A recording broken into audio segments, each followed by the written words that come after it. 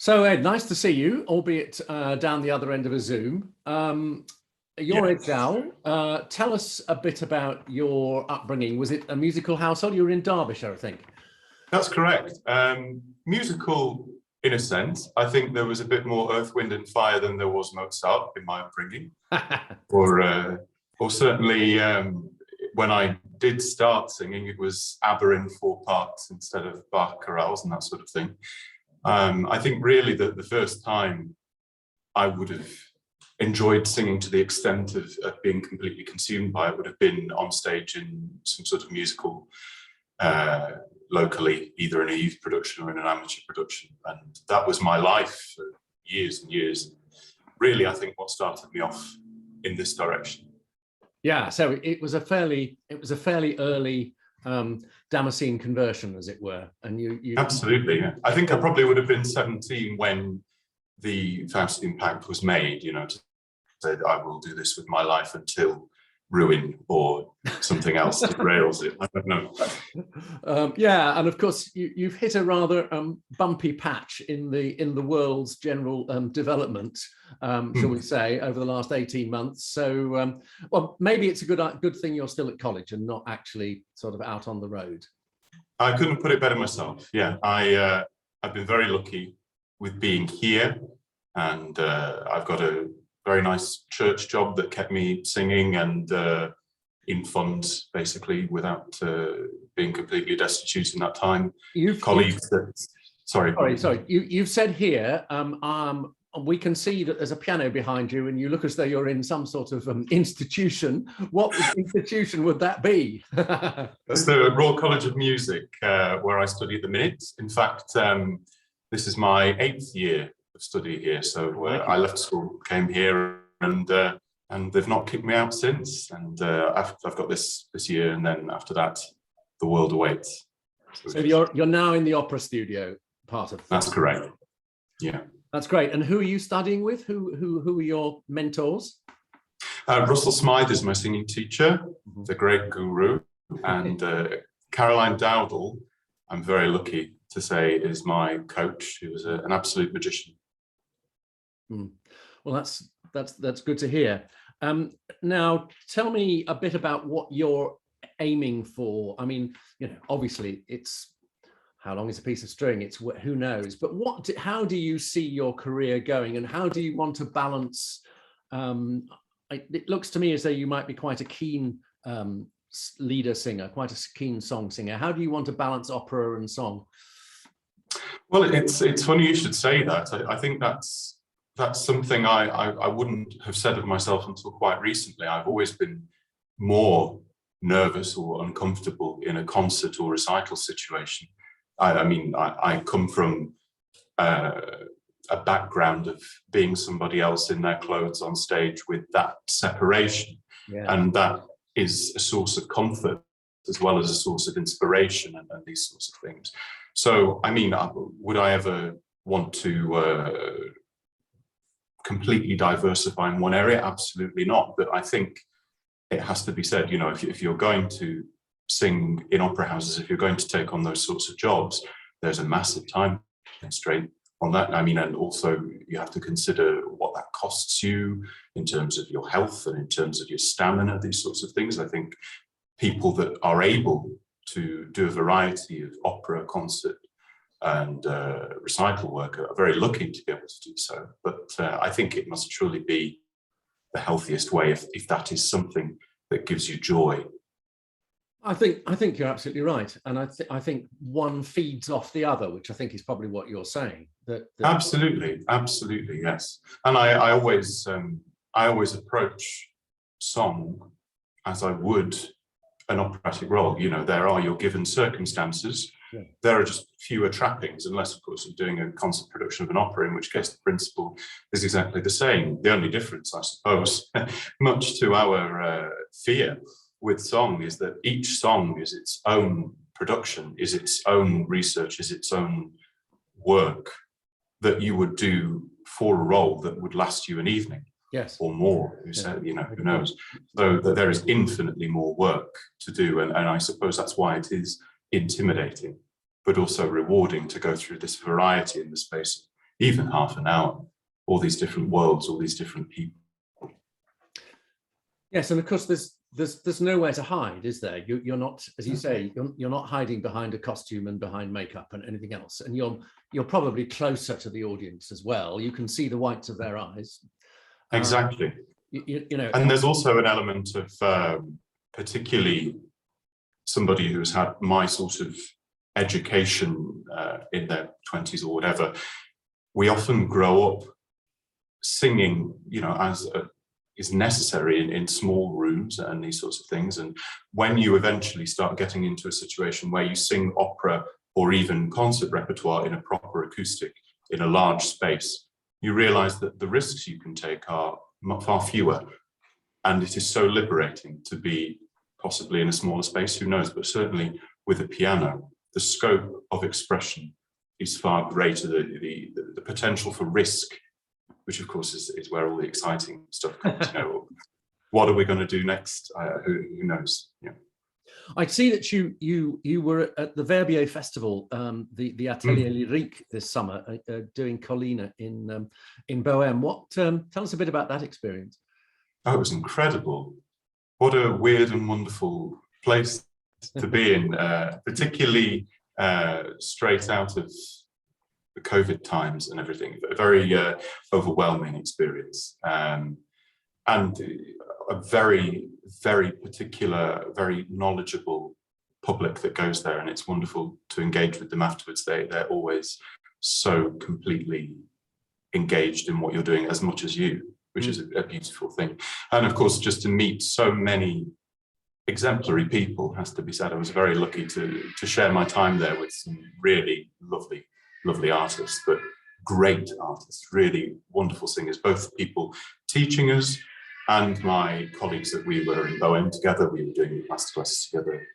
So wonderful to learn how they go about attacking all the problems that we have, but from such a different angle. And, you know, it's reductive to say that that might be geographical, but of course, people that have grown up in a different society on the different side of the world are going to have different ways of approaching these issues. And it's really fascinating. And I've not had an experience like that elsewhere.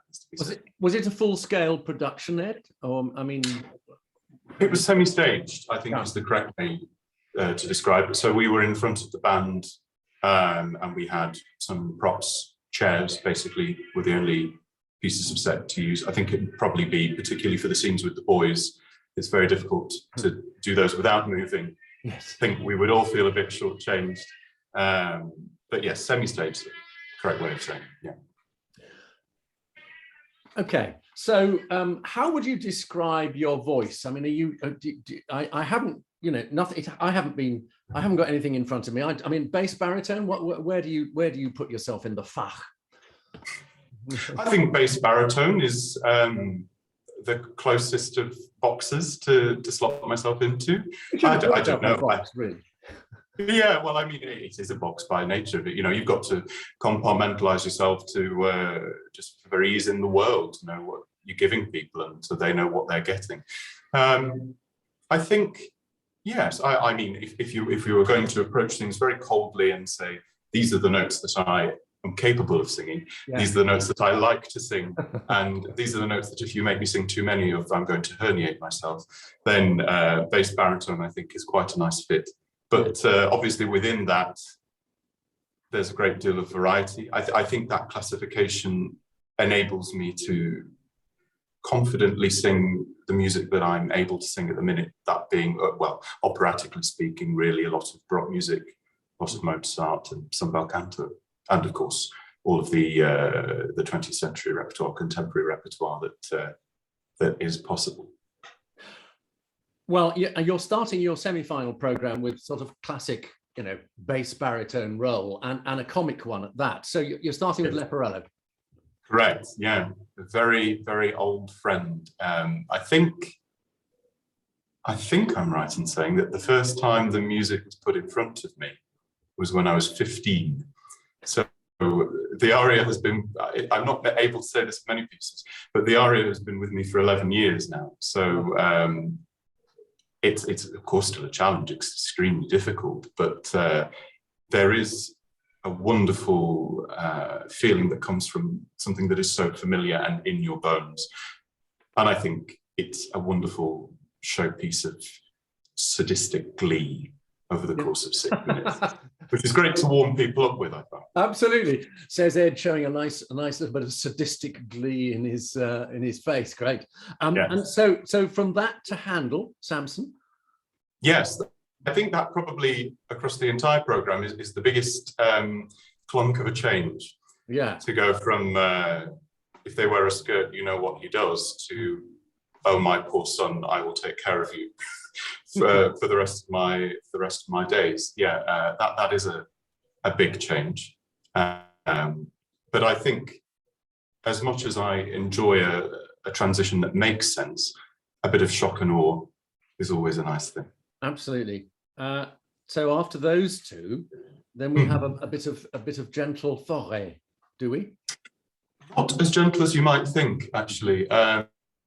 Lucy and I, we were practicing this the other day we both study with Roger Vignoles, so we were coaching this the other day, and he remarked how German this song sounds, considering, forêt, it's often the first experience any of us have of melody, and really it is quite Germanic, both in the poetry, the Baudelaire, and in the treatment.